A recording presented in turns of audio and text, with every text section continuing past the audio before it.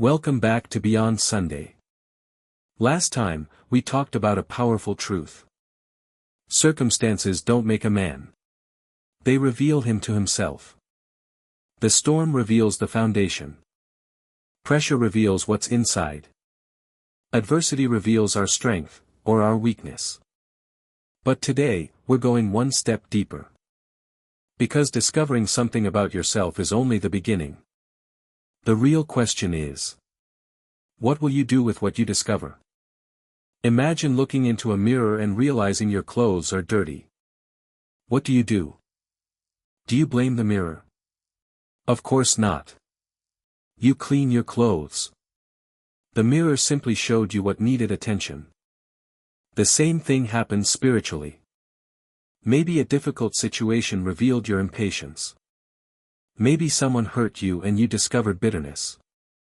Maybe rejection revealed how much you depend on people's approval. Maybe waiting revealed that you don't trust God's timing as much as you thought. And when you see those things, you have two choices. You can defend yourself. Or you can surrender yourself to God. You can say. That second prayer requires humility.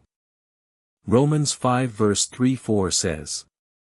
We glory in tribulations also, knowing that tribulation worketh patience, and patience, experience, and experience, hope. Notice the progression. Tribulation. Patience. Experience. Hope. Think about Joseph. His circumstances were terrible. He was betrayed by his brothers. Sold into slavery. Falsely accused. Thrown into prison. Forgotten. Yet when Joseph eventually stood in a position of power, he had a choice. His brothers were now at his mercy.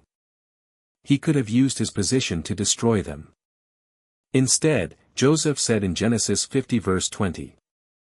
But as for you, ye thought evil against me, but God meant it unto good. Joseph didn't deny the evil. He simply refused to let the evil done to him become evil within him. That's powerful. Someone can hurt you without you becoming hurtful. Someone can lie about you without you becoming a liar. Someone can betray you without you becoming unfaithful.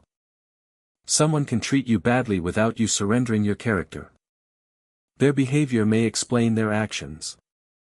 But it doesn't excuse yours. Your response still belongs to you.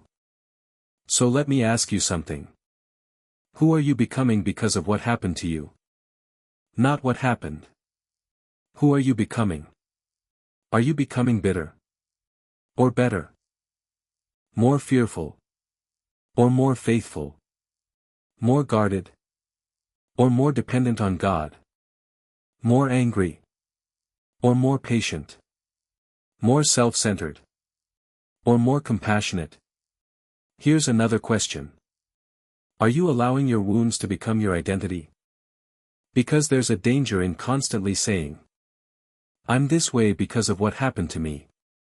At some point, healing requires us to say, yes, this happened to me. But by God's grace, it doesn't have to control who I become. That's where Christ comes in. Jesus experienced rejection, betrayal, false accusations, pain, humiliation, and the cross. Yet he responded with forgiveness. Luke 23 verse 34 records his words. Father, forgive them, for they know not what they do. The circumstances didn't make Jesus who he was. They revealed him. The cross revealed his love. Suffering revealed his obedience.